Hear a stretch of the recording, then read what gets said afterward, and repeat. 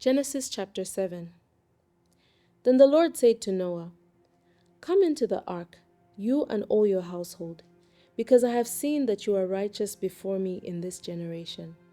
You shall take with you 7 each of every clean animal, a male and his female, 2 each of animals that are unclean, a male and his female, also 7 each of birds of the air, male and female, to keep the species alive on the face of all the earth. For after 7 more days I will cause it to rain on the earth 40 days and 40 nights, and I will destroy from the face of the earth all living things that I have made." And Noah did according to all that the Lord had commanded him. Noah was 600 years old when the flood waters were on the earth. So Noah with his sons, his wife, and his sons' wives went into the ark because of the waters of the flood.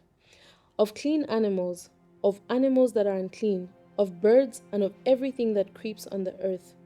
2 by 2 they went into the ark to Noah, male and female, as God had commanded Noah.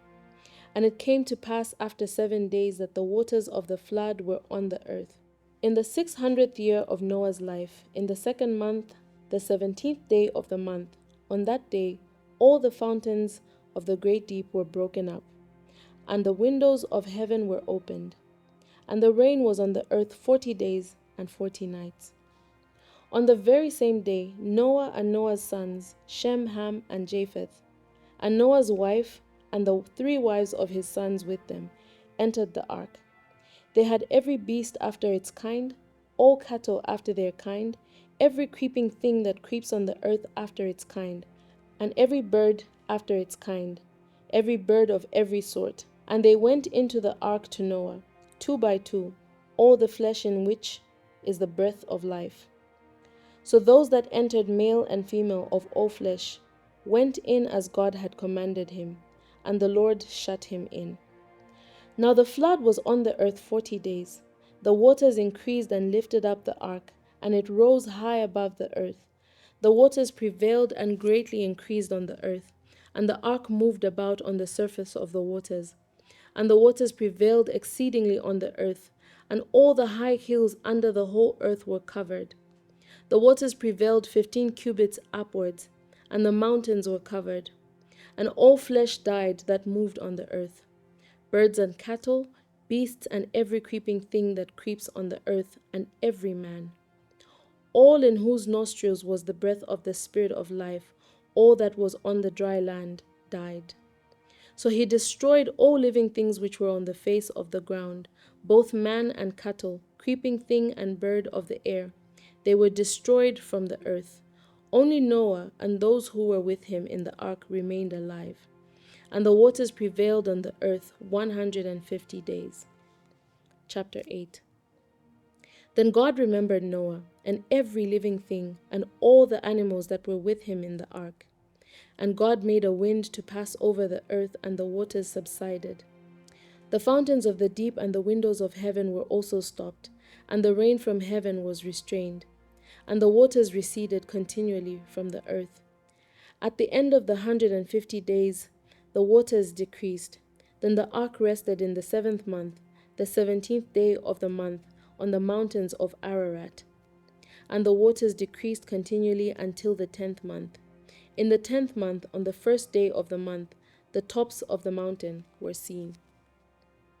So it came to pass at the end of 40 days that Noah opened the window of the ark which he had made. Then he sent out a raven, which kept going to and fro until the waters had dried up from the earth.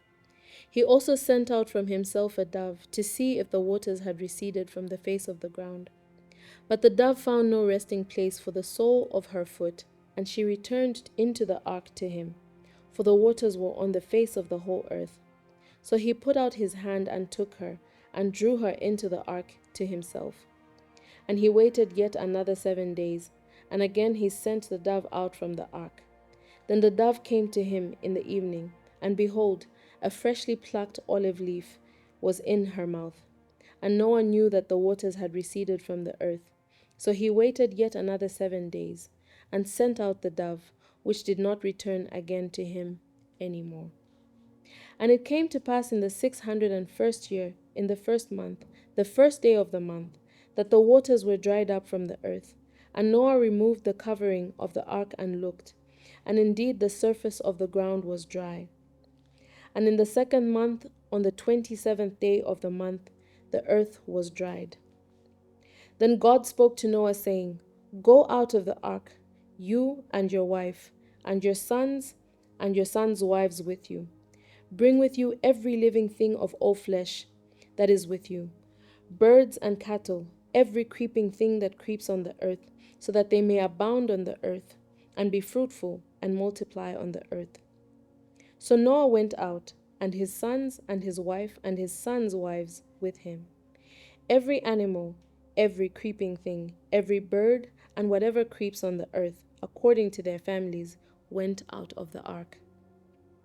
Then Noah built an altar to the Lord, and took every clean animal and every clean bird, and offered burnt offerings on the altar. And the Lord smelled a soothing aroma. Then the Lord said in his heart, I will never again curse the ground for man's sake, although the imagination of man's heart is evil from his youth, nor will I again destroy every living thing as I have done. While the earth remains, seed time and harvest, cold and heat, winter and summer, and day and night shall not cease. Chapter 9. So God blessed Noah and his sons and said to them, Be fruitful and multiply, and fill the earth. And the fear of you and the dread of you shall be on every beast of the earth, on every bird of the air, on all that move on the earth, and on all the fish of the sea. They are given into your hand. Every moving thing that lives shall be food for you. I have given you all things, even as the green herbs, but you shall not eat flesh with its life, that is, its blood. Surely for your lifeblood I will demand a reckoning. From the hand of every beast I will require it, and from the hand of every man's brother I will require the life of man. Whoever sheds man's blood, by man his blood shall be shed. For in the image of God he made man.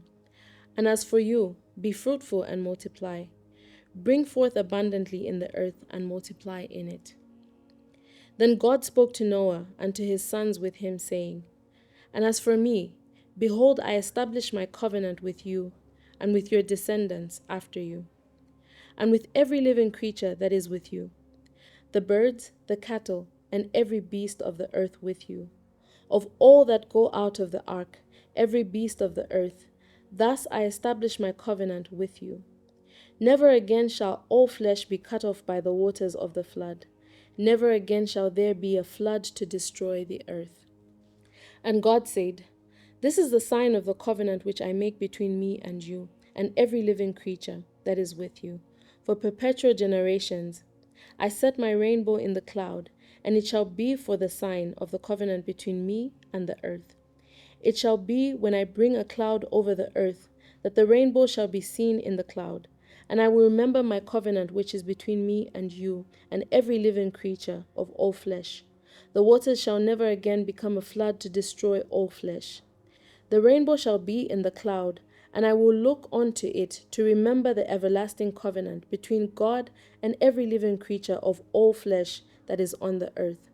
And God said to Noah, This is the sign of the covenant which I have established between me and all flesh that is on the earth.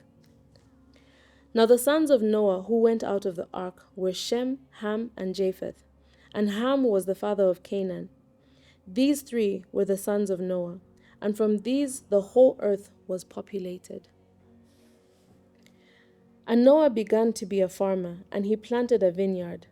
Then he drank of the wine and was drunk, and became uncovered in his tent. And Ham, the father of Canaan, saw the nakedness of his father, and told his two brothers outside.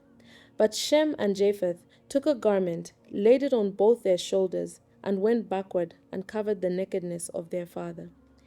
Their faces were turned away, and they do not see their father's nakedness. So Noah awoke from his wine, and knew what his younger son had done to him. Then he said, Cursed be Canaan, a servant of servants he shall be to his brethren. And he said, Blessed be the Lord, the God of Shem, and may Canaan be his servant. And may God enlarge Japheth, and may he dwell in the tents of Shem, and may Canaan be his servant. And Noah lived after the flood 350 years. So all the days of Noah were 950 years, and he died.